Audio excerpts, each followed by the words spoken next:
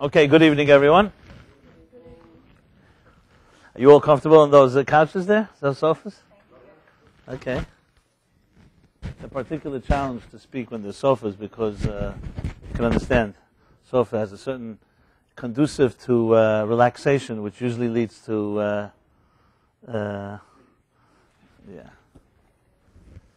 Or like someone once told me that I slept through your whole class, so I was able to really listen because my body was not in the way. That's what they said. Okay. Okay, good night, everyone. Good evening, everyone, rather. I was going to say good night. Have a nice sleep. I'll wake you up when it's over. Okay. My name is Rabbi Jacobson. I welcome you all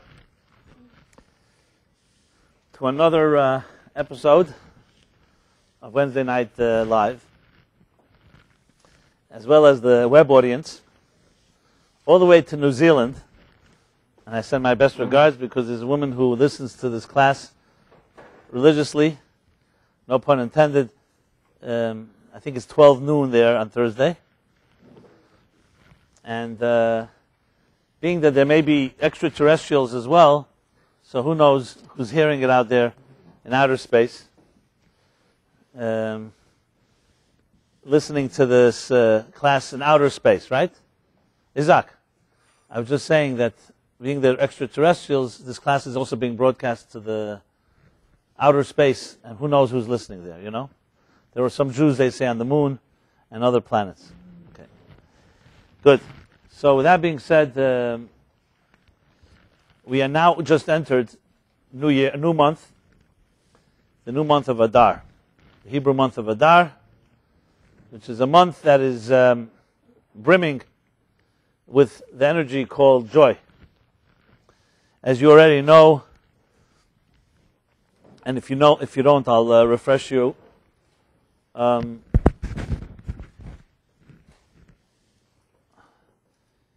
Jewish thought, especially Jewish mysticism, time is energy. Now today, this has already become common knowledge in science. Einstein, before Einsteinian physics, space was known to be an entity which had parameters, could be measured, could be conquered. But time, some even argued, there are philosophers that argued that time was an imaginary reality. Human beings create calendars just for efficiency purposes to measure past, present, and future. But nothing actually happens after 24 hours. It's just the sun rises, the sun sets. So time is this imaginary force. But Einstein proved that time is actually an entity and flows at a certain rate. And there's even relativity regarding time. Time flows at different rates, affected by gravitational pull and so on. But the mystics, long before Einstein, knew that time itself is energy. As a matter of fact, in the Zohar, which goes back close to 2,000 years, the Zohar states that in the Bible, in Genesis, it talks about the creation. It says that, expression in the verse goes, Sheishis Yomim Osa Hashem es Shamayim v'Saaretz. 6 days, God created heaven and earth. Now, what's wrong with that sentence? What's wrong is it's missing a word. In English, we'd say in 6 days, or during 6 days, or during the period of 6 days. To make a sentence, 6 days, God created heaven and earth, doesn't make sense. So the question the Zohar asks is, how do you say in Hebrew, Sheishis Yomim Asa Hashem? It should have said Bi Sheishis. In Hebrew, Bi Sheishis is the during the 6. And the Zohar answers, Kol Yema V'Yema Ovid Avidete. In Aramaic, that means each day has its own energy. And the Torah is emphasizing, yes, it's not just that during a period of 6 days something was created, something was put into place, but 6 days itself was created. And hence the expression, 6 days were created by God, basically. And another thing was that within these 6 days, the heaven and earth was created. So in other words, time is energy. as a space. However, it's a different type of energy, perhaps more invisible, but it flows like a river. Just as an additional component, it's important to know that in Jewish mysticism, time, the river, is not a river in a linear sense flowing from the past, present, and the future, but it's actually a spiral. So think of it like a cycle. So it's like a river that's returning to its original point, except on a different plane. So like a spring. That's right, cycle, but a cycle can be just a wheel returning exactly to the same point. Here it returns to the same point, but on a different plane. Which is why our significant dates in our lives are so vital, so significant. Meaning, your birthday is not just a commemorative day that something happened. How old are most of you? 18 years ago, 19 years ago, 25 years ago. Anyone older than that besides me in this room? You all look so young. Oh, okay, we have one volunteer. Okay. The baby boomers are no longer babies, basically, right? So, it's not just that we are commemorating something that happened many years ago. The day of your birthday, in time, if time is energy, the same energy returns to the original point, it's just on a different plane. So actually, whatever happened the moment you were born happens again every year at your birthday. And this is the meaning behind holidays. Rosh Hashanah is not just commemorating something that happened thousands of years ago, and neither is Passover, or Purim, or any other significant holidays. We're actually returning to that moment in time, which of course has a whole different take, far-reaching implications of what the meaning of a holiday is. If that's the case, it's a serious experience. It's not just a nice, nostalgic thing. You actually have the opportunity to revisit something in a new way, to correct if it wasn't done the right way, to do it better. It's an energy that you're accessing. And how much more enriched are our lives when you know that here's a day before you, a gift is given to you. It's a life. And what will you do with this life that was given to you today? Which is why in Jewish life, time is so vital. And there's so much focus on the holidays and on Shabbos, on sanctifying time. You say, Mekadesh Yisrael v'azmanim, to sanctify the day, to sanctify the time. What does that mean, to sanctify a day? The words are not even so clear. What does it mean to sanctify a day? The day will come and go whether you like it or not. Sanctify space, okay. You take a place in the world, Temple Mount in Jerusalem, you build a holy temple there, as we discussed in this week's Torah portion. Synagogue. But how do you sanctify time? What is time? But if you understand time as energy, even though we don't see it, we also don't see subatomic particles. And yet, they are a very real reality. So time as energy gives us the power to actually have a relationship with your time that you're given in this world. And it's not just about beating the clock and meeting deadlines and aging and time being your enemy. It's actually time being your gift. And therefore every moment is a life. Which is just a short introduction to the significance of any of the months and of the holidays. So when we come to a new year, new month rather, like a new year, in Judaism a new year or a new month is not just a nice day. January 1st is a day that nothing necessarily special spiritually happens. Even though they say the reason it was designated was the bris, circumcision of a certain Jew who was born on December 25th. But Rosh Hashanah, from a Jewish perspective, actually is a recreation of existence as it happened the first time. It's like actually you have the opportunity, like a collective birthday of the human race, to start your life anew. And the same as Rosh Chodesh, which was today and yesterday. What does Rosh Chodesh mean? A new month. But a new month, think about the words for a moment. Chodesh comes from the word not just month, renewal. Chodesh means renewal. What's being renewed? Well, technically it's the moon. As you know, the Jewish calendar, the Hebrew calendar is a lunar calendar. It follows the cycles of the moon. Which means the first day of every Hebrew month is always the new moon.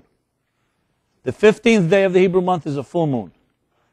And the 29th or 30th day the first quarter would be approximately the 7th day of the month. The third quarter would be approximately the 22nd day of the month. And then the cycle continues. So even if you have no calendar, and there's no clouds in the sky, you can look up in the sky and know more or less what day in the month it is. That doesn't exist on the solar calendar. You can't look anywhere, no. You need a calendar, you need a physical calendar. And there are many reasons why it follows the cycles of the moon. But the point being is the moon itself represents a type of renewal, waxing and waning, and changes. In a way, it's the cycle of the energy of time. So there is actually lessons to be learned about some months. We don't even try not to do weddings the second half of the month, because the energy of a waning moon is not so conducive to a marriage.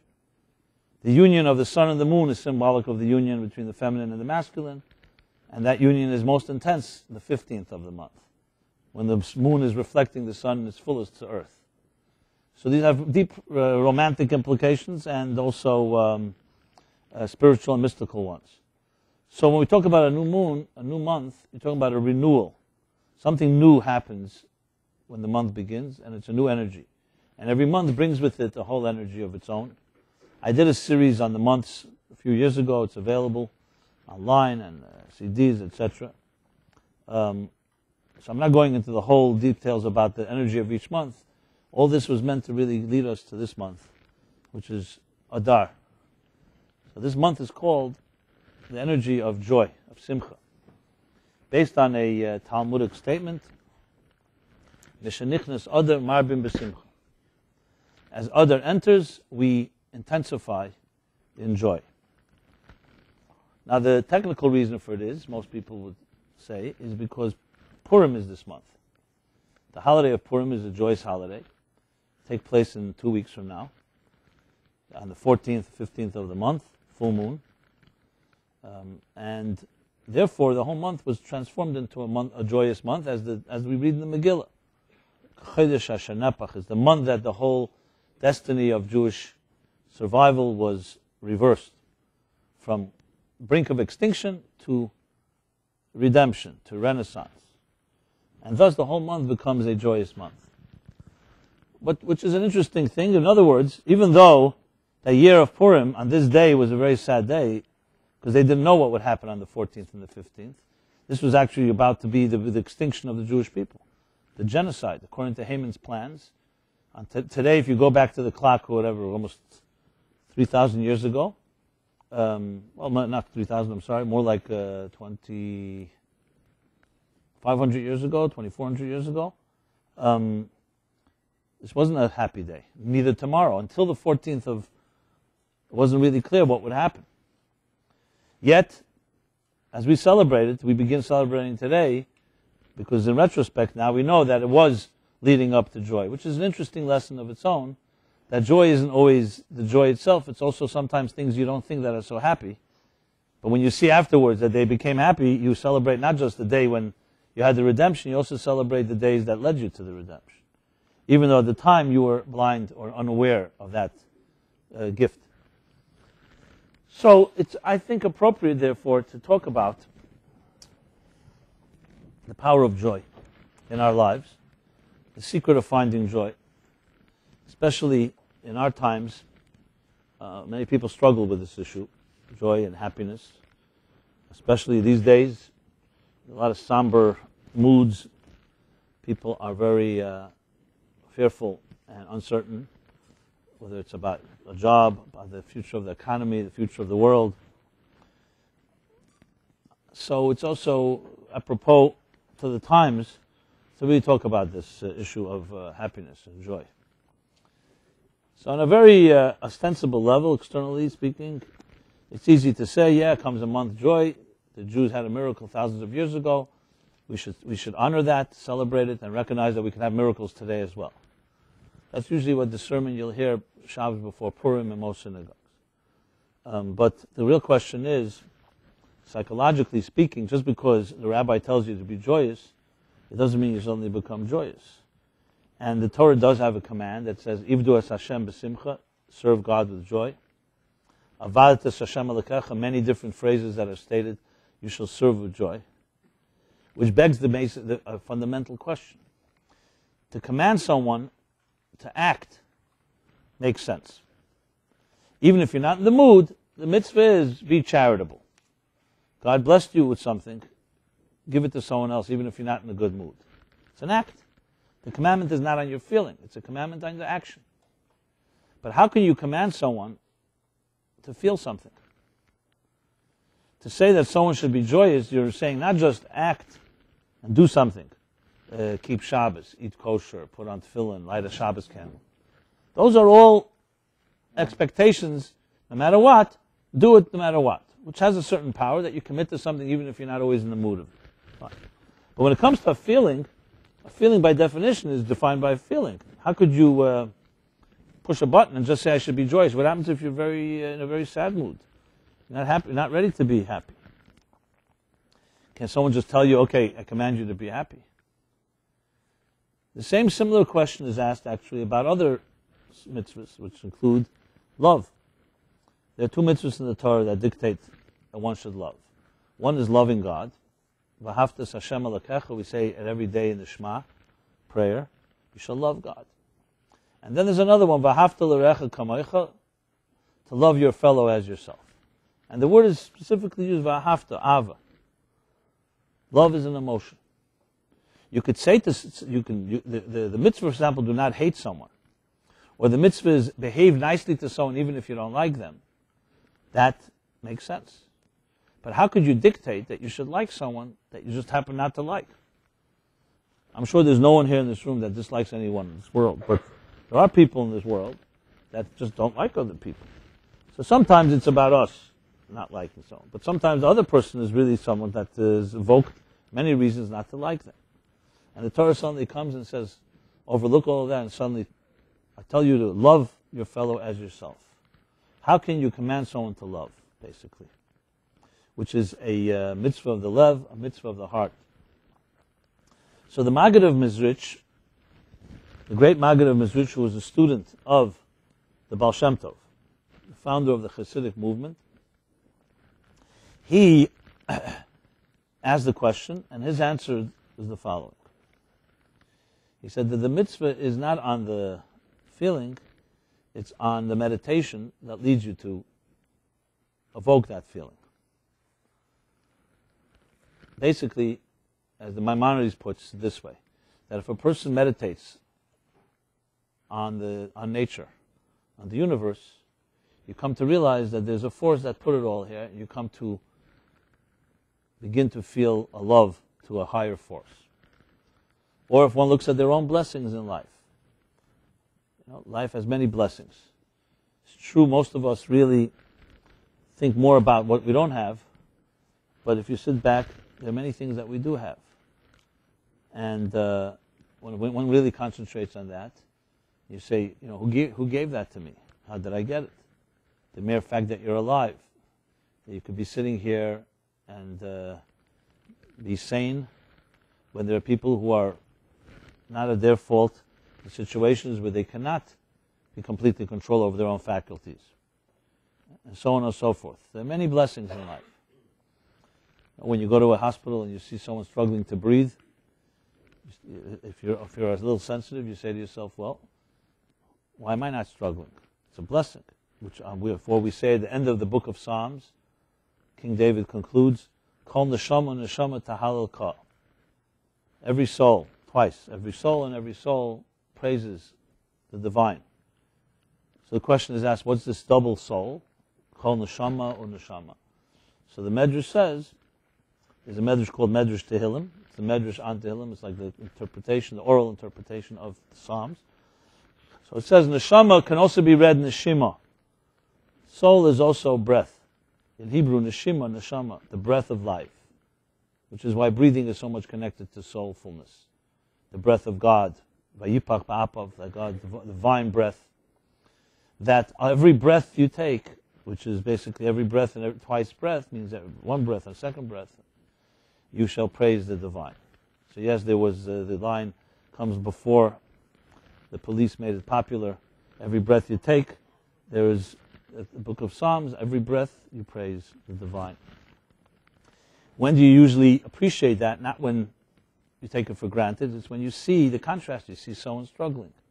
or you think about it. We take it for granted. We're all breathing right now. Right? Is that accurate? I think so. And we don't even feel it, which is even more miraculous. It's good that we don't feel it. As soon as you start feeling you're breathing, it's not a good sign.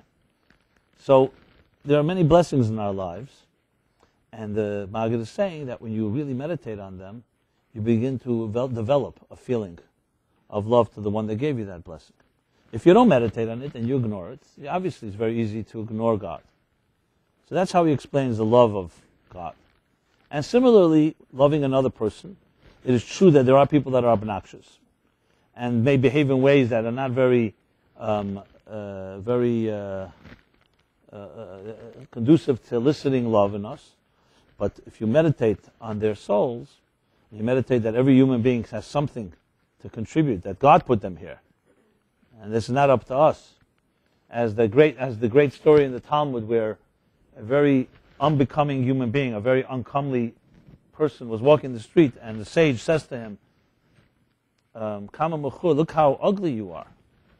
Which itself is it's surprising how a sage would say something like that. But the Talmud, in its blunt fashion, does not mince words, even unflattering words about sages as well, maybe to teach us something, that you can be a sage and be insensitive.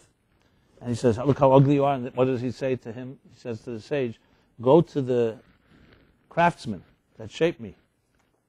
Lech le'uman sha'asani." Go to the craftsman that shaped me, which means go to God and tell him, why did he shape something like this? Which, of course, was a profound lesson for him, humility, and understanding that there's beauty everywhere. I was reading, someone, unfortunately, we shouldn't know of this, but a couple that recently gave birth to a child had Down syndrome. And they were in touch with me. They were going through a difficult time, of course. They have many beautiful children, but nevertheless, it was a great challenge. And as we know, many parents deal with it in different ways, and it can bring the worst out of you, it can bring the best out of you. This couple has brought the best out of them. But they asked me to help them out a bit, so I sent them a letter that I had once seen, a letter in English. If anyone is interested, I'd be happy to send it to you if you in any way want to help anyone with it. It's a very powerful letter. It's a letter from the Rebbe to a couple, to a woman. And it's really, actually not to a woman, to a healthcare, someone who deals with children, special needs. And the Rebbe uses the expression that this is not a euphemism to say someone that is a special child. You know, it's like a euphemism. We call them special children. Not to use any type of derogatory term or insulting term. And the Rebbe says when you say special children, it actually, from a Torah point of view, means that there is something special about this child. Not just a line, cliche. Why? Because if you believe in God, and you believe that God put every human being on this earth, and every soul was chosen to come to the body that it was chosen for, you have to say that if something is missing, so to speak, there was something else compensating that this child has that others do not have.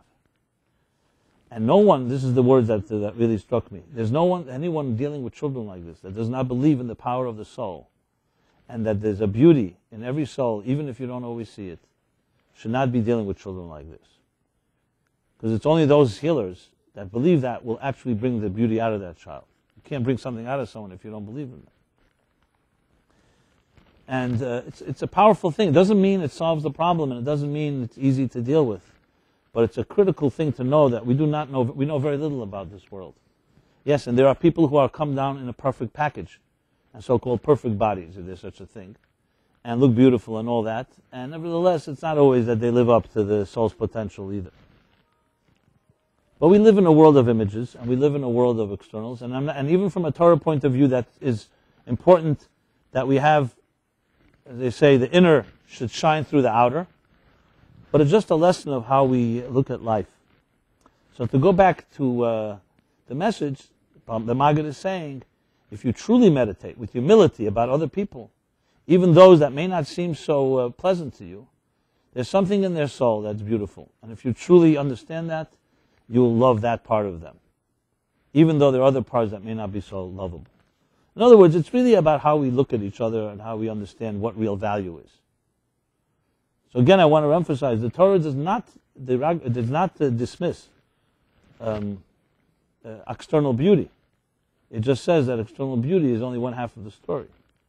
The package should reflect what's inside, and what's inside should be reflected outward. But we know very little when we talk about the inside world.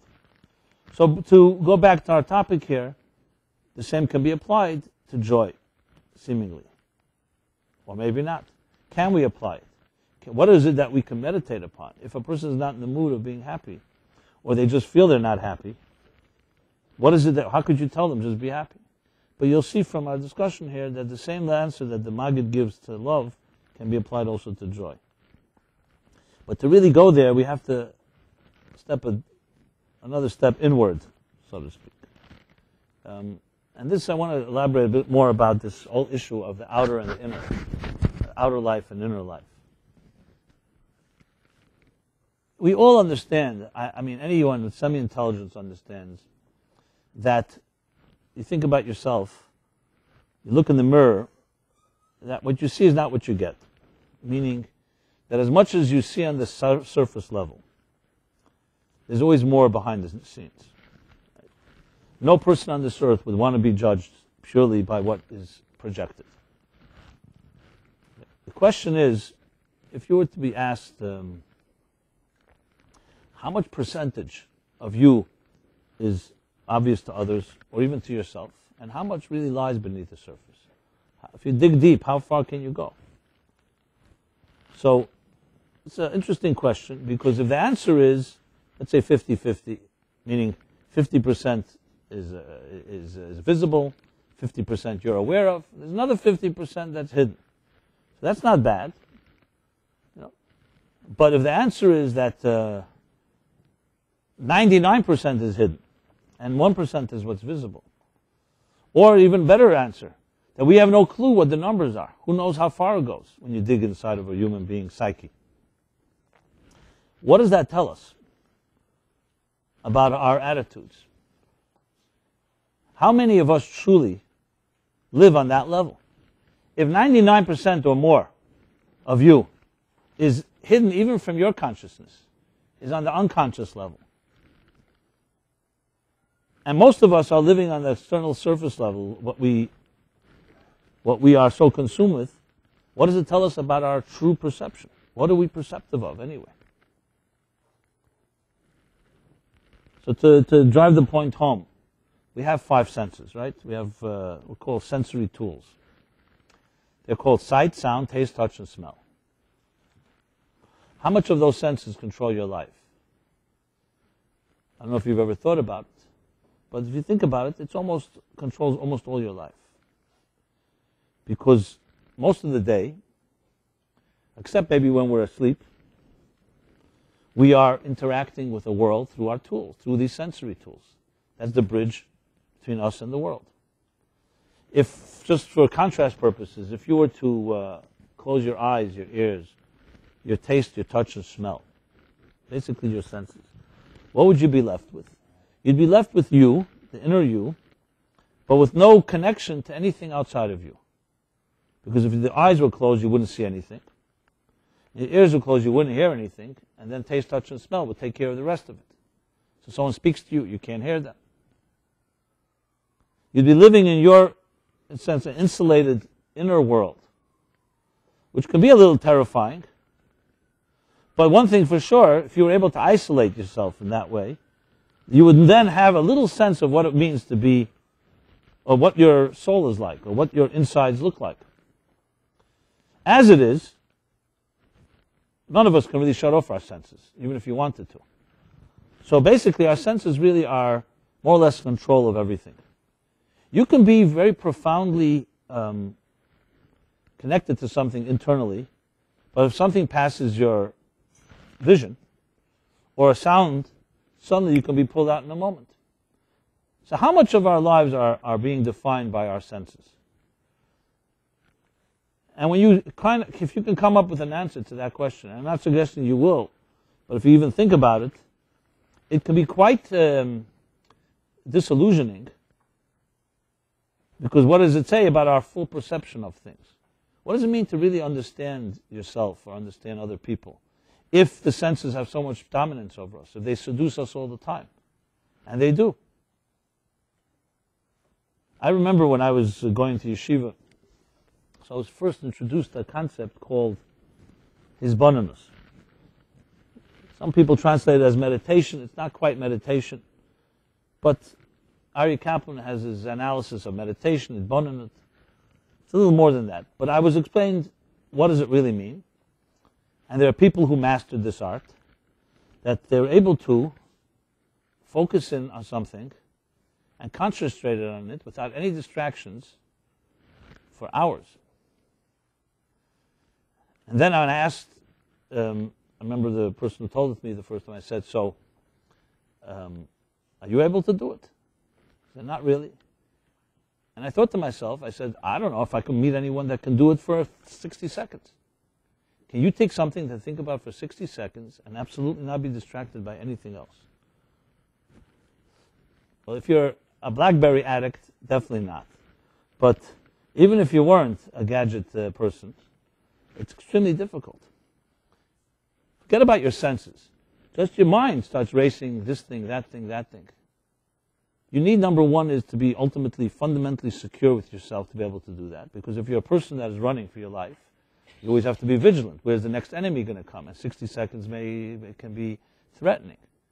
For children who grew up in very threatening homes, it's extremely difficult, such a thing, because they have to be alert. So alert means you have to always be looking around. You don't have the peace of mind to just sit there like that. But even if that's not the case, to do something like that requires an enormous, not just willpower, enormous amount of focus, and try it out. It's not easy to do. Usually it happens actually when you don't try to do it. You get so immersed in something, you don't even plan it, and suddenly you realize you don't even hear the phone, you don't get hungry. I don't know if that happens to you, but it could happen. But that's not really planned. That's because the project or the involvement or the thing you're involved in is so consuming, it creates that type of absolute focus. It happens also in dangerous moments when you're really, really challenged. So suddenly you have to focus purely on that. You cannot let anything else in. Now the point here is not to make us feel bad that we're unable to do it. The point is just to show us how scattered we are and fragmented and don't have that ability to really have laser focus into your inner life. So when people say they have an inner life, what does that mean exactly? I'll tell you what I think it means. It means you have a sense that you have an inside. You also know you need to feed it. But that inside is living and trapped in a world that worships the outside, externals. So you find what we call compartmentalization.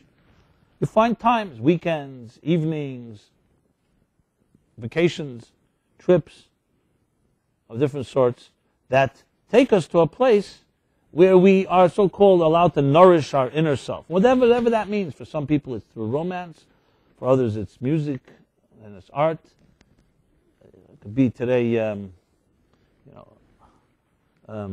iPods, whatever you put those ear plugs on, and you close out the world around you, and you go into the island of music that lifts you to another space, another time and place. These are ways that we so-called escape the outer reality and enter into a more soulful place. And we all do it in our own fashion and form. But we all also know that it's not really, most of the day, you can't afford to do that.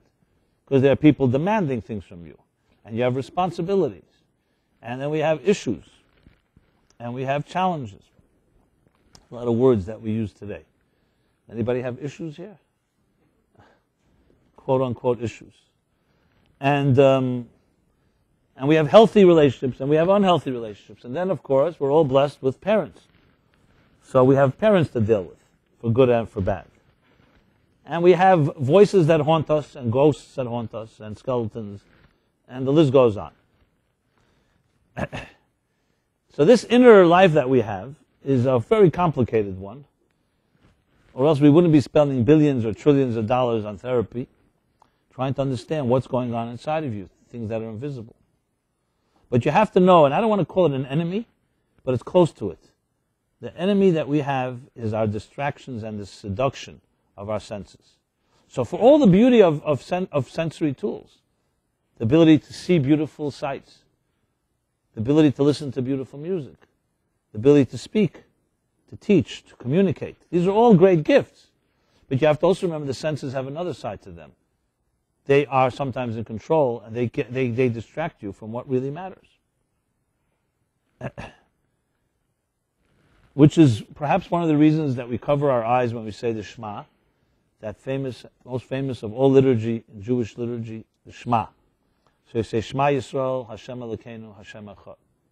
Listen, hear, O Israel, there's only one God.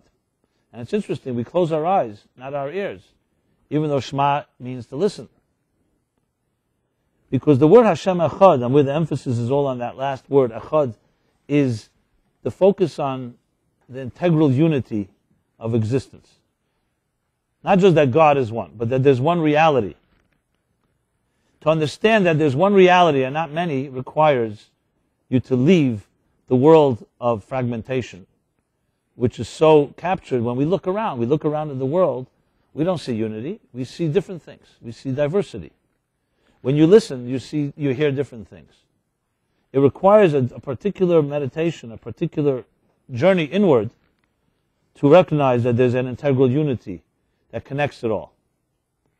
So when we say the Shema, we say listen with your ears, listen to a deeper voice that connects it all, and cover your eyes so your eyes should not distract you from the world that may seem so fragmented when in truth underneath it all there's something deeper. And on Shabbos, the reason we don't work or we try to avoid immersion in material activity is not because it's a day not to be productive. It's on the contrary. It's the day to be most productive. But in a sense, we're trying to shut down some of the senses, some of the stimulation, the hyperstimulation that comes from a material existence that doesn't let us really access the soul. But it's interesting, we only have one day of the week of Shabbos and 6 days are weekdays. Why not the other way around? If Shabbos is that journey into the soul, you should have 6 days Shabbos and one work day. That would be nice, no? Like 6 days weekend, then one day we do a little work, and then we go right back to the weekend. Because the purpose of existence, and this is the key, is not to live in that inner world. It's to never lose sight of it, and to hold on to it with our dear lives. But the challenge is, can you bring the supersensory of the intimate, inner world of unity, can you bring it into this world of fragmentation, where we do see things, and we do hear things. And that's the ultimate challenge. When you see something truly beautiful, aesthetically beautiful, physically beautiful, it's considered to be a tool, a gift, to be able to express something internally beautiful. But we have a choice. We can choose external beauty over internal, or we can choose external beauty as a channel for internal. That's a choice. It's easier, the former rather, because it's simpler. You don't have to think much. But what's more true is the latter, where there is a seamlessness between outer and inner beauty. Now, why is this all relevant? Because when we say this, when we make a statement, I'm a happy person, I'm an unhappy person, I'm a sad person. So often, I can tell you from my little experience, most people speak about these things in very fatalistic terms. What should I do? I'm not a happy person. Or what should I do? So many bad things happen to me. That's more or less, I don't want to sum it up so simplistically, but you hear that all the time. The premise and the axiom is a false one, frankly. It's a person determining that what you consider happy is happy, what's not happy is not happy. It's all about you, and it's all about how you decide is what makes things, what is joy, what is not joy. That would be nice if you had 100% perception of reality, and you told me, okay, I studied it all, I know everything that's going on all levels, and I determined that my life is an unhappy one, or I'm an unhappy person. So let's define, what does that mean? Maybe you've only seen 1% of your life. If you've never seen your soul, and if you've never seen your inner life at work, yeah, it could be the things you witness with your eyes and with your ears are a very unhappy situation. I'm not suggesting they're not. I'm not saying someone's delusional. But it's like you're seeing one little speck of reality. If you're not ready to admit that, at least, I can tell you, I don't say it to anyone here, but I tell this to people, you will never be happy because you've written your script. You've seen the farm and it's ugly, And that's it. You're not interested in seeing anything else. Why do I use the word farm? Because it's one of my favorite Chelm stories, which I must share. You all know Chelm. Every city has one. Every country has one. Every soul has one. Chelm was this town of, they say, very wise people. But the neighbors were very resentful. So they created this whole folklore of these fools of Chelm. Chelm. And you have books, interesting, very interesting comical stories about these fools of Chelm. They're even used today in recovery and in healing all over the place. They're all like strange stories. You know, the classic one you hear a lot in the healing is how we resolve problems. Based on that Chelm story, where the guy's looking for his keys at night, lost his keys, and a friend comes over and says, okay, let me help you look. He says, where'd you lose them? Let's retrace the steps. He says, I lost them 100 yards away. So why are you looking here? Because here's where the light is shining. This is a classic one that you'll hear often. Some therapists use this in their opening session to demonstrate their brilliance, that the problem is never where you think it is, basically. But they take it, this is a plagiarism from Chelm psychology. Okay. So there's the Chelm story I wanted to tell was about the farmer from Chelm. And the farmer from Chelm, Chelm was a small town, so you could imagine the farm on Chelm wasn't very large. But for him it was big because it was his baby. He inherited the farm from his parents, and then from their parents, all the way from the millennia-year-old history of Chelm. So it was his baby, and he would watch and care for his farm. Every inch of soil he knew personally. One day he gets a letter that his cousin from, let's say, a big town, like a big farm in Texas, is coming to see him. Are there big farms in Texas? Midwest, whatever, Kansas. Okay, so he looks forward. His cousin is coming to see him, so when he comes to Chelm, he takes him for the royal tour.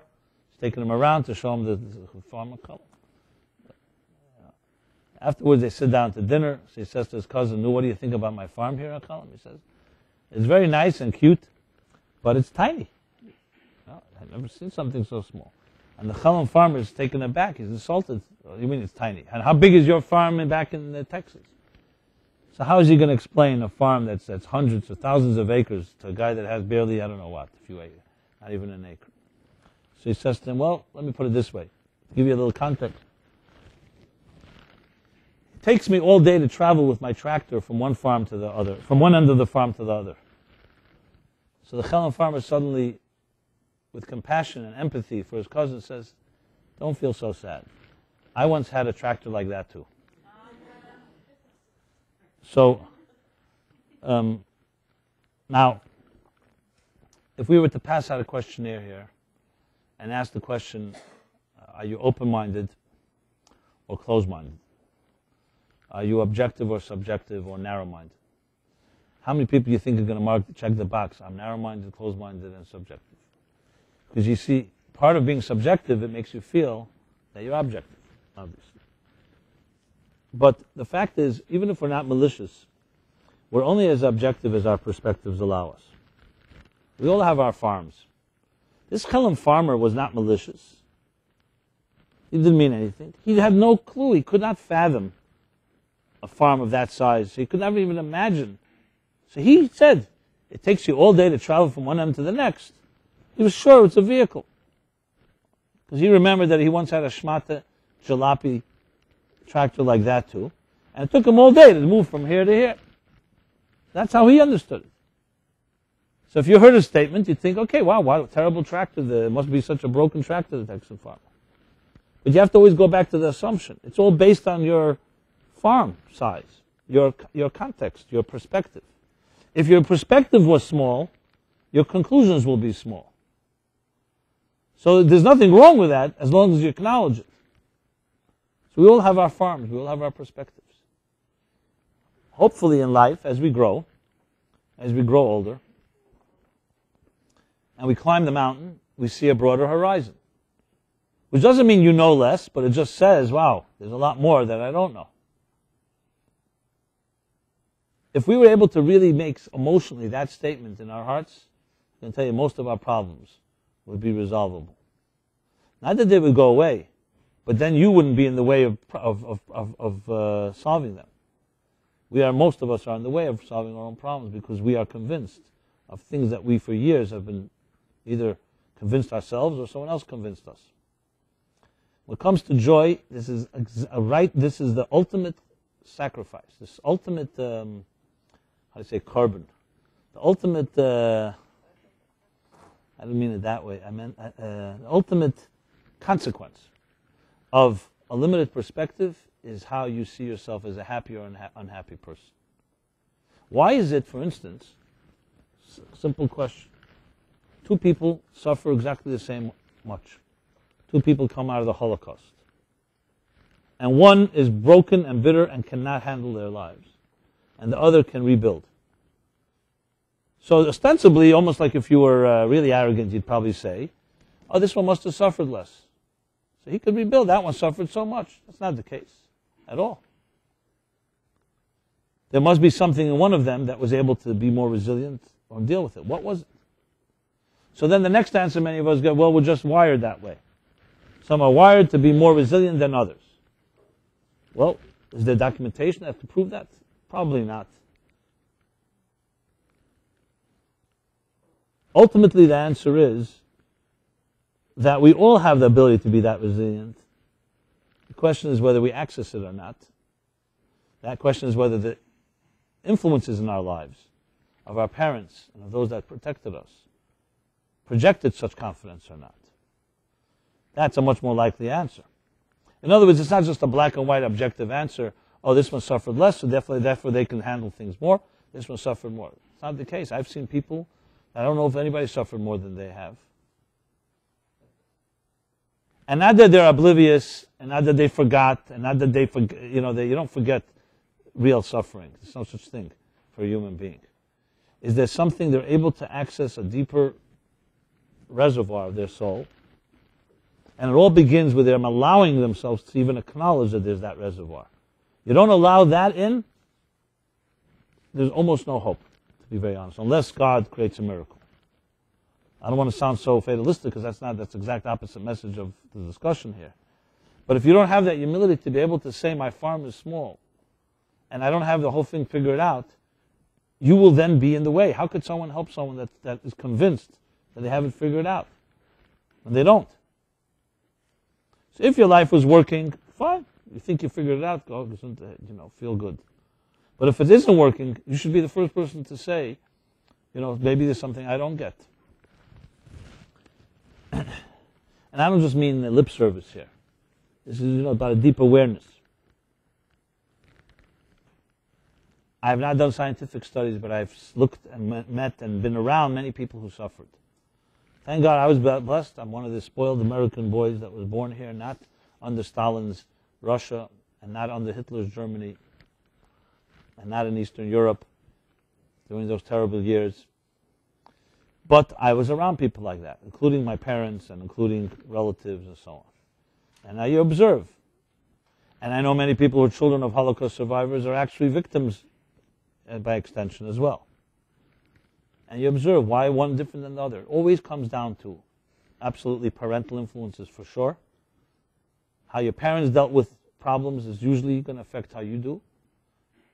Not that you can't reverse it. We're discussing how we can reverse it. And secondly, ultimately, it's the humility of being able to surrender to the mysteries of life and the soul's journey in this world. And when you have that, what happens is new channels open up of hope, and new energy comes out of the soul that you allow it out through that humility. If not, your perspective doesn't allow your own potential to ever be actualized. You'll see true mentors, people who've been shaped by mentors. Across the board will always tell you, the thing that I got from my mentor, it was not an insight. It wasn't a piece of wisdom. It wasn't even a one epiphany. It was a consistent vote of confidence that person had in me that I could do it. And they pushed me relentlessly and just believed that I can do it. And if you ask some of the mentors, they'll say, I didn't know if we could really do it, but I knew we had to believe in the person. The truth is, real mentors will say, I did believe it. And it's true, it ultimately comes down whether you really believe in the unending resources that a human being is capable of. Or you think we have limits. And it's always how you feel is what you will project to someone else. You can't fake that. If you don't think you have potential, you're not going to be able to convince someone else that they do. You can say whatever you say, but it won't be sincere. So you're talking about here basically a soul inside each of you, right here, each of us, that sits and waits and has enormous amount of power. So who's not letting it out? That's the question. So you can blame others, or right now it's in your hands because the soul is within you, not within the others. So it's true. You may have grown up in a home where your parents did not let their soul out and their potential out, and they have a lot of bitterness and resentment and anger and so on. But now you are an adult, and now your soul is in your hands. To say and blame that because I was once a child and that's what happened, listen, you can do that. Or you can say, what am I going to do to let the soul be released?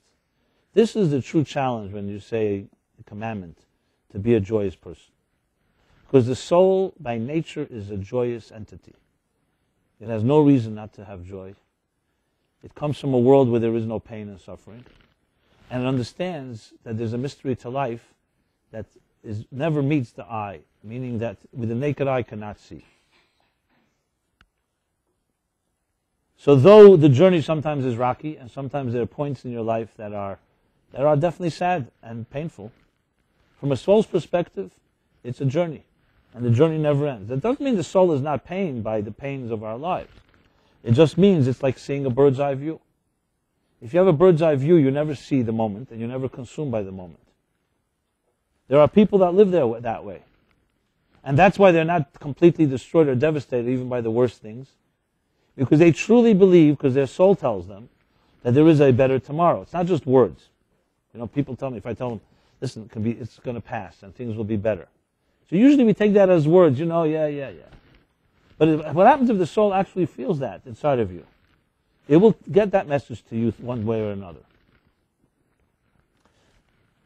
In a way, I don't have full credibility to talk about this, to be very honest, because I have not suffered close to what I've seen in other people. So I talk somewhat from things I've experienced, I've seen, things I've, in my own subtle way, have had pain. But it's true, But I have learned most about this from people who really suffered. I've spoken to them.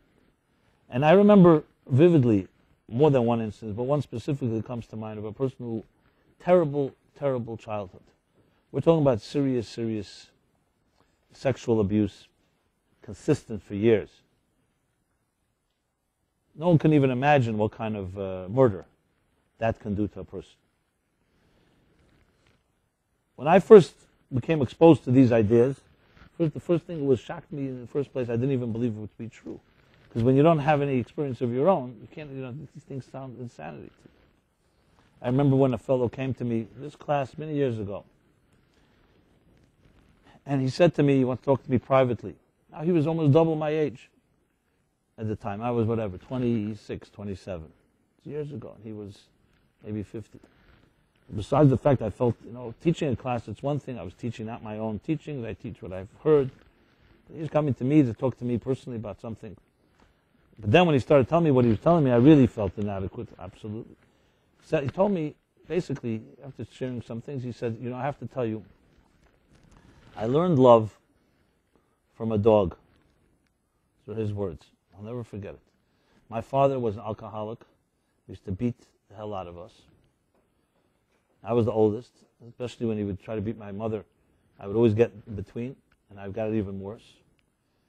And I was sometimes so bruised I couldn't walk. And I would limp out to the garden in front of our house to sleep near the kennel.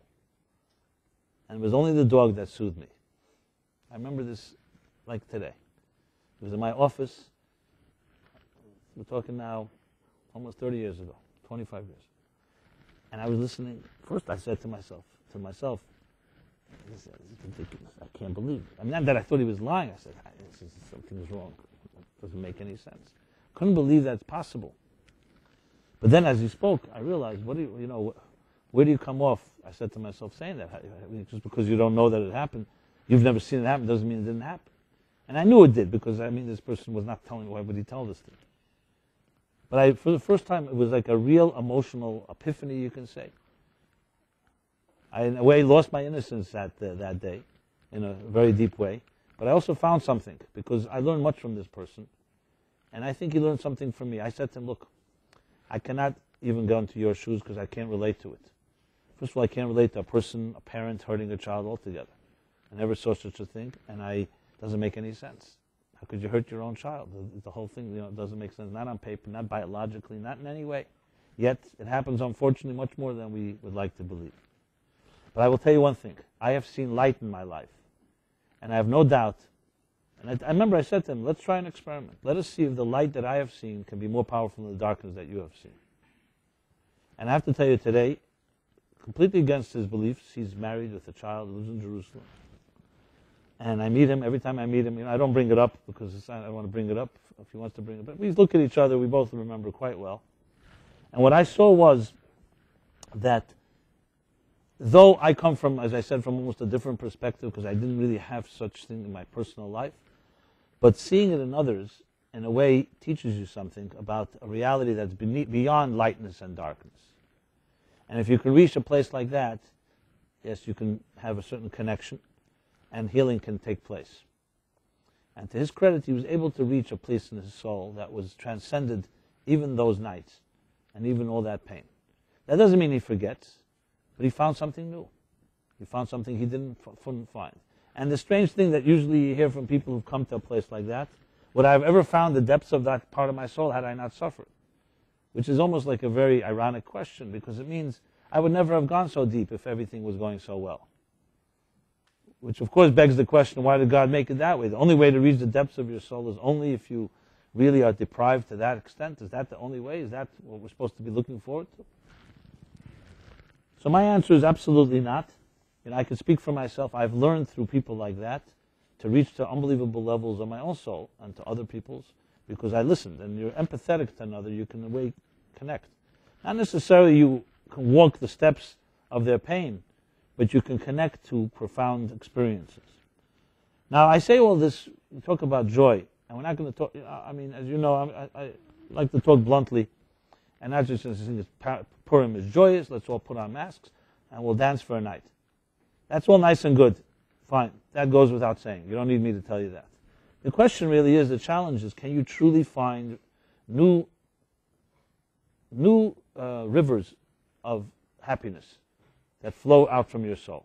That's the real question. And the answer is unequivocally yes. But there are conditions. You have to do certain things to get there. You must believe that the soul has such power. And you must believe that your perspective is not the end of it all. You're not the final judge on this matter. You take those two things and you work on that, and no doubt that your soul will open up opportunities that you would never have believed. And I give you my guarantee, money back guarantee, okay? It's much more than money. This is about life and death, really, in a way. So really what we're saying here is that the soul, and to go back to that, is basically the embodiment of joy in the first place. Why is that the case? Because where does the soul come from? It comes from a seamless universe. In a seamless universe, there's no reason not to be joyous. On the contrary, everything is smooth, is healthy. Where does sadness come from in the first place? That's the real question. What is the root? Who's the first sad person on earth?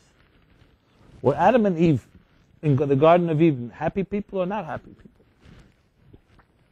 So the Torah doesn't actually use those words, but it's a good analogy, if we were to psychoanalyze them, which we always do.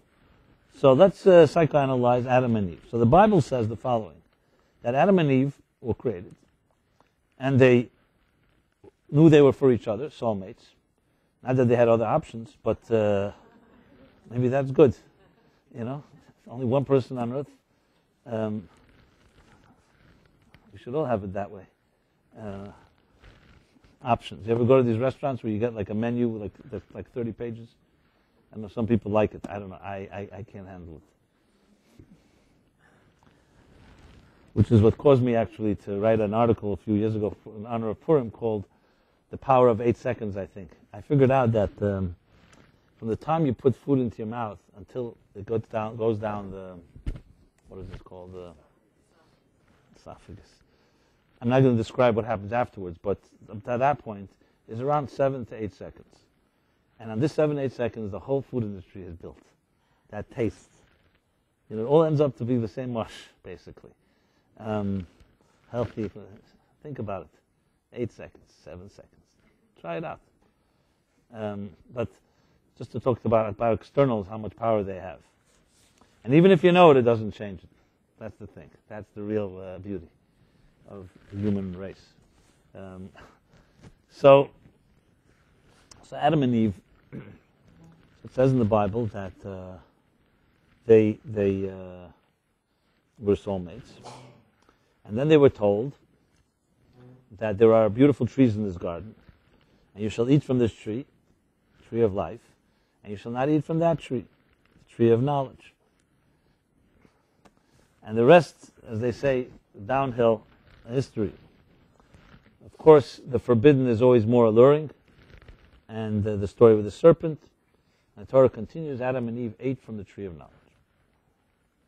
And then it says their eyes were opened, which some even say is almost like a cynical statement. Their eyes were opened. Like you think open eyes would make you feel like, now you're really aware. Since their eyes were opened, the Torah continues, they became ashamed of their nudity and therefore covered themselves. And hence was born the garment industry. So we covered the food industry, now the garment industry. Yeah. Imagine. Which is, of course, a fascinating consequence of all things. Sexuality. They suddenly were aware of their nudity, of their nakedness. What is this awareness? This open eyes. So there are different explanations given Maimonides in the Guide for the Perplexed, which I cite part of what he says, and Hasidic thought. But it's a very, if you think about it, extremely psychological insight into life. Because we all go through that stage. We all, at some point, eat from something forbidden, and we lose our innocence. And after that, nothing is ever the same. You can meditate on something, you can think about it, you can watch it, but when you do it, something changes. In your own attitude, in your own, you cross the line, as they say. And it creates an awareness, yes, but the awareness comes both sides. There's a double-edged sword. Awareness means now you are no longer innocent, but they're also now in a way trapped by that awareness.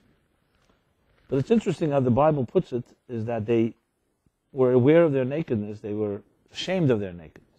And what happened before? They were not ashamed of their nakedness, they were adults. But the simple answer given, or not so simple, is that they were like children, the psyche of a child. A newborn child is not ashamed of its sexuality or nakedness. Why? Because it's not aware of any problem. Why should sexuality be a problem? Basically, as Maimonides puts it, Adam and Eve did not have a self-awareness, meaning they didn't have a self-conscious problem. We always like to say that being conscious of something is like a blessing. Actually, if you really think about it, being conscious of something is actually a curse. It means that you, the object, and the subject are two entities. If you're truly seamlessly connected to something, you're not even aware of it. You just experience it. Look at any true experience that you've had that really resonated with you.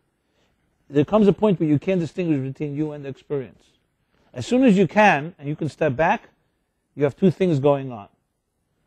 Adam and Eve were two distinct entities, but their so-called egos, their self, was a direct channel, a direct transparent expression of divine reality. Think of it like a machine that's humming along exactly as the way the engineer meant it to be. So there's nothing to be conscious of, nothing to be conscious and nothing to be self-conscious of. You are what you were made to be. When does a person become self-conscious is when you feel there's a dissonance between you and what you're supposed to be. Where is their shame? When you feel that you're not what you should be, you're not living up to the expectations, to your potential. I'm talking about healthy shame now. I'm not talking about unhealthy shame. So Adam and Eve, before the garden, before they ate from the tree, their psyches was like a newborn psyche in the sense, seamlessness. Our bodies are part of the picture. Our bodies are an extension of our souls. As soon as they ate from the tree, suddenly there's an I that's observing. Oh, now I suddenly feel I'm a sexual human being. So I feel apart from it. And as I feel apart from it, they became aware of their nakedness. Suddenly nakedness meant something to be ashamed of. So maybe it's healthy that they're aware of it, but it's already a dissonant life. Essentially, it was the birth of dissonance, the birth of a dichotomy. And once there's a dichotomy, there will always be a conflict. It may be subtle in the beginning, or it may be very, very overt. But a conflict creates anxiety, and anxiety turns into depression. So if you're talking about the birth of sadness, even though the Torah doesn't use that word, you could say sadness is a result of dissonance. Or else there's no reason to be sad. If you're completely connected to your source, and you know absolutely through and through that you are doing what you should be doing, and this is what you're meant to be, this is your mission and you're fulfilling it, where's there room for sadness? A soul is always contains that awareness. The problem is the soul is thrown into a dissonant world. And there's a dissonance between soul and body, and between mind and heart, between what we know and what we feel, between demands placed on us, pressures, the forces that seduce us, temptations. The ultimate dichotomy of there's who you are, and there's what you do. And there's so many levels of this dissonance around us, it's even hard to even count them all. So it's absolutely natural that there's sadness all over around us. Because there's the sadness of the disconnection is a sad reality.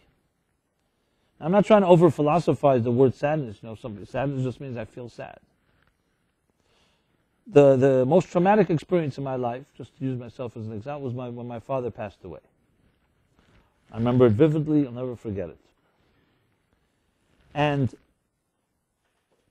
there are things I did then that came from a deeper place, that was definitely from training that happened before I entered that painful space. I remember, for instance, we drove back from the funeral, and I was close to my father. I was the oldest son. I loved my father. It was a very deep connection. I was there when he had to close his eyes. And that mysterious moment when a soul leaves a body. Very difficult to relate. A person you knew, you loved, suddenly, one moment alive, one moment where to go.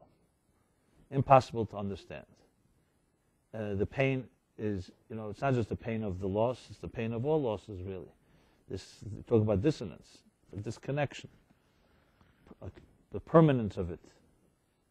So as many deaths that have been throughout history, it's still painful, especially if it happens to your own loved ones or close ones. I remember it, I'll never forget it. I don't feel it in the same traumatic way right now. But I remember we were all driving back. When I say we, my family, my immediate family, my siblings. And I said in the van on the way back, I said, look, my father was a publisher of a newspaper, Allgemeine Journal, Yiddish English newspaper. And I said, this was his baby, his life, and I take upon myself as the oldest to make sure it continues.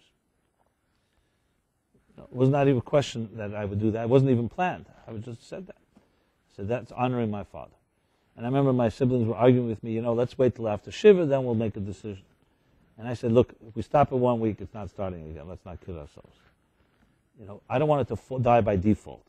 If we want, we'll continue it. And then you want to have a meeting in a month from now, let's review it, and then we'll determine. It should be by decision, not by default. I didn't like the idea that a death, that which we can't control, we can't control. That's not how I was trained. What you can't control, you don't control. What you could control, you keep going, unless you have a reason not to. I remember this when my sister says we have to go ask a rabbi. I said, listen, go ask rabbis. I don't need no rabbis. Anyway. So actually, she went to ask a rabbi. The rabbi said, listen, does it make it, the thing is, you're not supposed to do something, a shiva, that's like a parnasa, income. So my sister explained to the rabbi that it doesn't make much income. So, if anything, it's the other way around.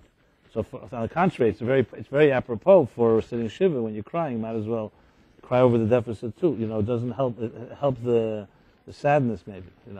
But I remember the reason I'm saying it. Just a small little example from my own life. So we came down. Now, how do you do this? It's not just so simple. We're sitting shiva. Thousands of people came. Literally, the place was mobbed. We didn't have a moment. So it was between me and my brother. We were running downstairs to the basement to this, preparing. It was something. It was completely surreal. And then it came to write the editorial. Someone had to write it. I'm the oldest, so I wrote. It was a letter I wrote to my father. I don't remember what I wrote, honestly. It was completely from the heart. But I know one thing, that what I wrote came from a place that was preceded my father's death. It came from the soul that I grew up with. And it poured forth. And that's where I know that there's a deeper reservoir. I had no question in my mind. I saw it with my own experience. Had I not had that soul experience before in my life, I don't know if I would have been able to access it, especially not into words, translated into words. So there's no question that all of us have something inside that is locked. And hopefully, God should help that we do not need something to rip us apart to be able to access that place. So we have this month of Adar, which is a month of joy, that tells you that here a new energy enters into reality. As I said, the orbit of time, the cycle of time, the spiral of time, and it gives you power to access that place inside yourself. This is ultimately the true meaning of Purim. It's not just a holiday, and it's not people look at it as a frivolous holiday. It's actually considered, especially when you know the mystical meanings of it, it's considered one of the greatest holiday of all. As a matter of fact, what's the holiest day in the year? Yom Kippur. So it says in the Zohar, Tikkun Zohar, Yom Kippurim, Kippurim. Yom Kippur is comparable to Purim, meaning Purim is greater than Yom Kippur according to the Zohar. Does it mean in every aspect? Obviously, Yom Kippur has a certain sanctity. It's in the Bible. The Torah says it's the holiest day. But there's a dimension of Purim that's even deeper than Yom Kippur. And the mystics explain, the Arizal, that on Yom Kippur you need to fast to access that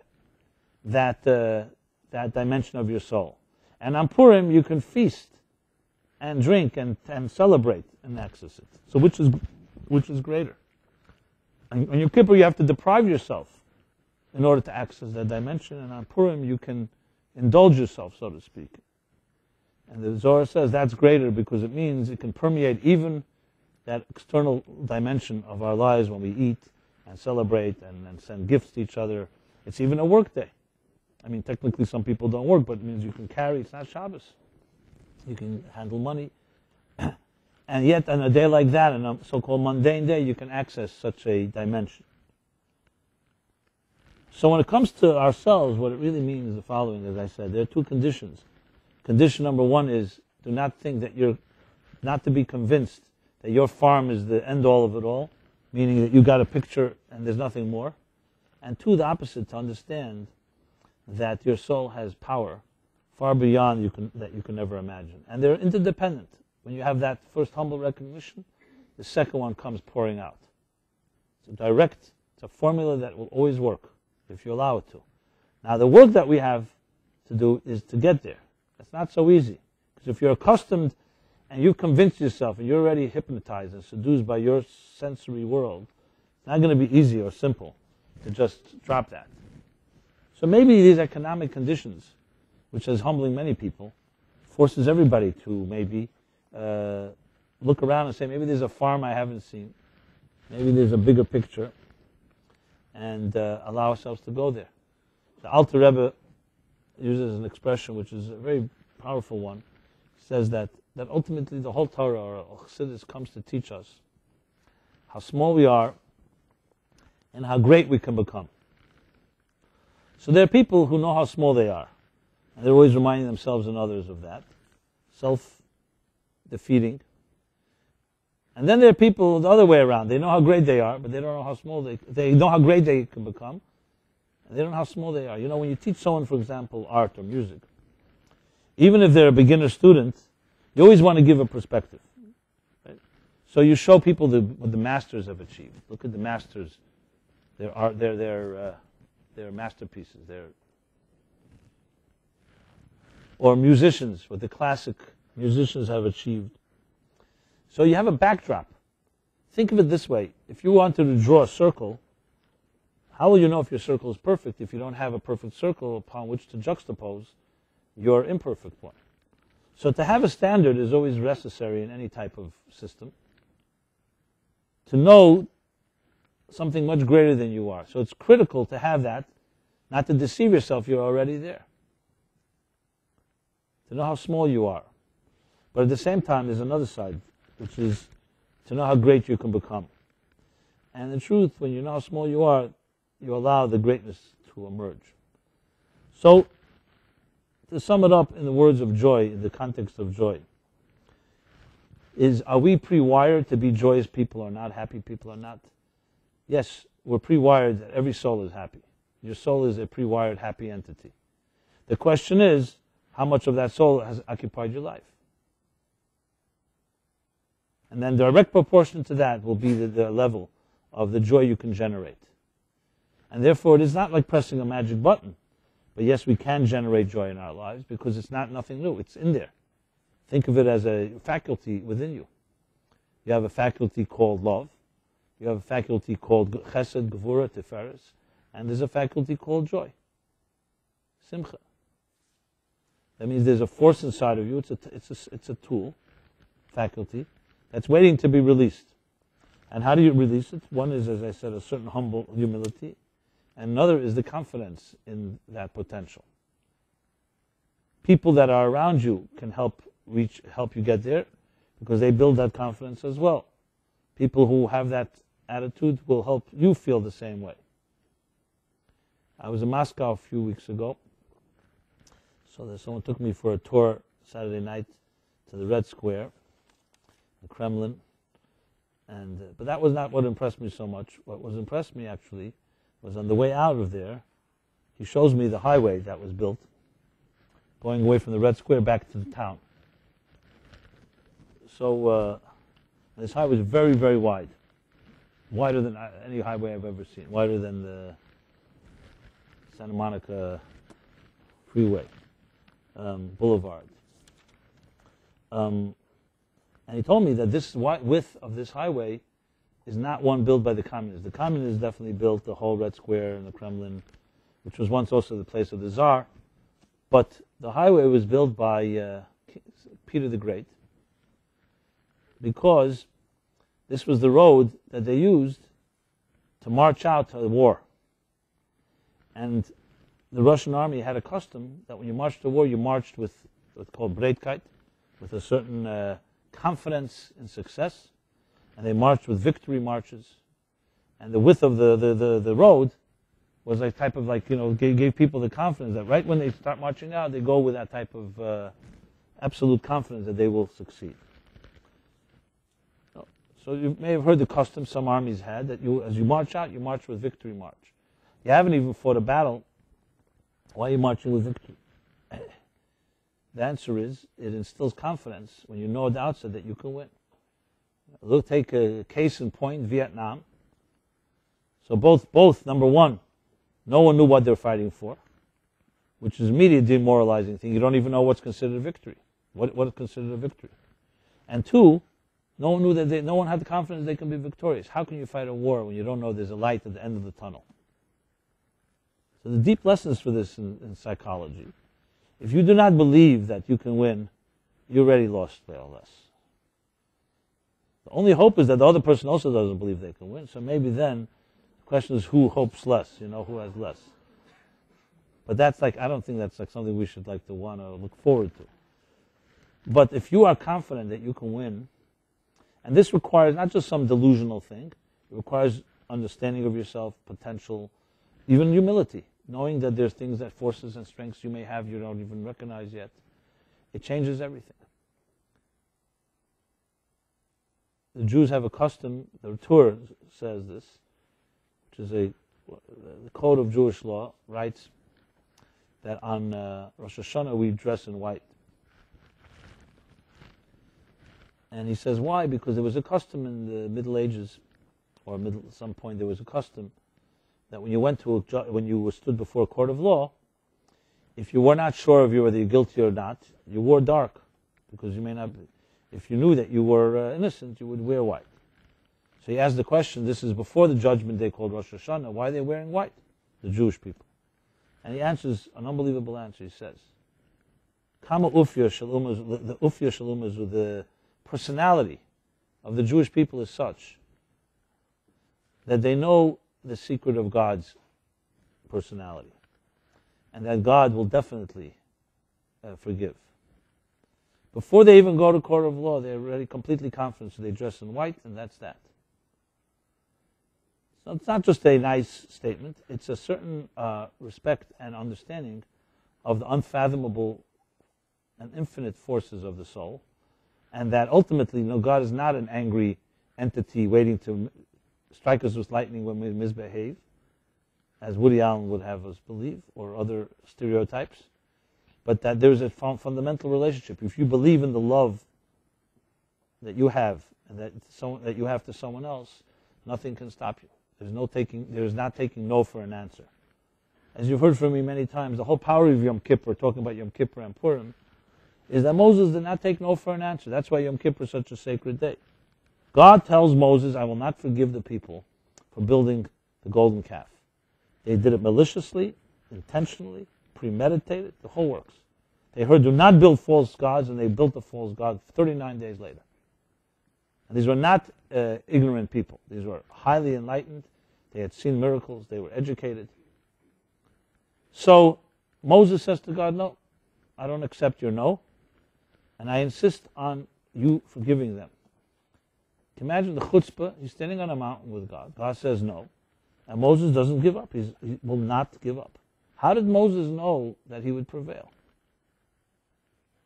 Because he knew that, understood the mystery of God, and he knew the mystery of the beast, knew there was love between these two, and he knew that you just have to keep knocking and knocking. He would have stayed 100 days, stayed 80 days. And Yom Kippur is the day when God says, yes, salachti kidvarecha, I give in to you, basically. I will forgive them as you've requested. These are people, that's why Moses is Moses. A person who believes in the absolute power of the soul's ability to regenerate. That there is always hope.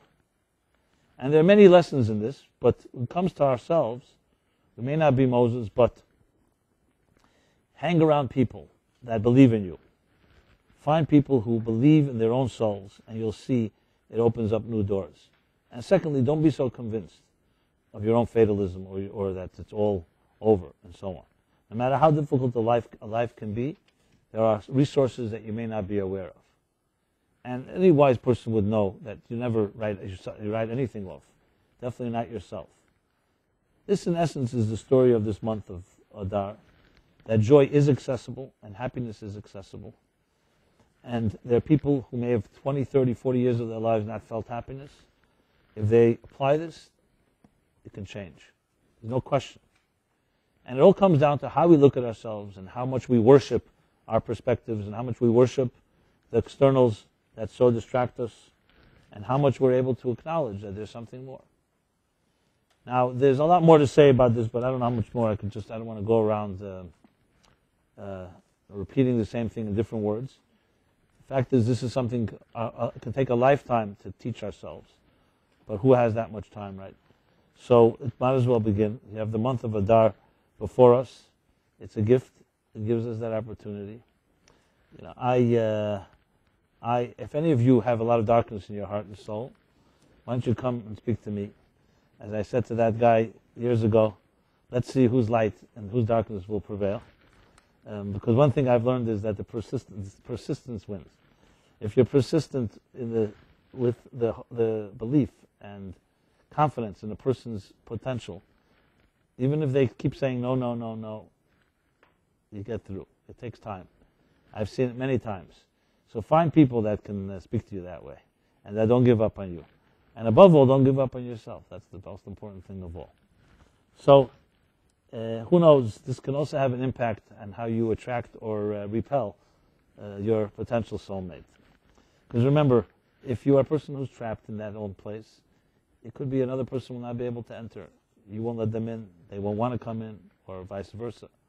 So this isn't just about our own internal mechanisms. It's also what we project to others. and maybe a very difficult thing to ask a good friend, but ask them, do I project sadness or happiness? Do I project confidence? Do people like to be around me or not? Now you have to be ready to hear an answer you may not like. So before you ask that question, make sure you're ready for an answer you may not completely like. And but it may be the beginning of your salvation when you're ready to go there a bit. Okay. Now you should do this, as they say on TV, with the caution, and don't try this at home on your own, because it could be. So do it with good friends, and what can I say? So we should all have a very joyous Adar. This class obviously will continue next Wednesday, and then the following one will be, not Wednesday, the following Tuesday. March 10th will be Purim. So if you want to have a truly collective experience of people that have this type of confidence in themselves and in you, I would highly recommend coming here Purim at some point. You have a 5 o'clock into the night. There'll be a full meal and unbridled joy, as we put it, but in a real way. And you'll tell me afterwards if I was wrong. So you never know. Getting a good dose of really true, called the sacred joy that comes from the soul and not just from frivolous stuff or from escapism, can be a really powerful change in a person's life. So we have, as I said, a gift before us, opportunity, and maybe this is the beginning, a new beginning for all of us in some ways, because even those of us that feel that we're happy already or joyous can always use more, as they say. In Yiddish they say, if good is besser is besser. If good is better, not better. You understand Yiddish, I see. And besides the fact that when someone says they're happy, you have to also know how self-aware you are as well. But enough of that, right? So with all smiles and all positivity, I say to everybody, it should be a very simchadik month, and it should carry over. The joy should carry over, not just this month, all the months of your life, the rest of your life. And we should all be able to not just be joyous, but also bring joy to others. So everyone have a very pleasant night. As again, I said, there will be class next Wednesday. Let me just make another announcement or two, and that is that tomorrow night, Philip, the usual Thursday night spiritual creativity group. It's a little more intimate group, but it's really powerful. People who go there really like Philip. He's a great guy. Then the next Tuesday night will be, my brother will continue the comedy and Kabbalah relationships, 5th part, the new material, they say. And then I'll be here Wednesday. And then the following Tuesday, March 10th, will be Purim. We will also have a Megillah reading, by the way, that Purim afternoon, 4:30 earlier. But if you check our website or you ask Golda Malka or Velvel, I also want to say, I want to mention this, talking about significant dates. If any of you have a birthday or any other special anniversary or on the other end, a yard site, at any time, and if you would like to give us the date, we'd be happy to send you. I have written up certain things that can help make those days a little more meaningful, and we'd be happy to send it to you as a little birthday gift or honoring another anniversary. And finally, anything else I have to say? Station identification. This has been Simon Jacobson, MLC at 6th, signing off. Okay. Good night, everybody.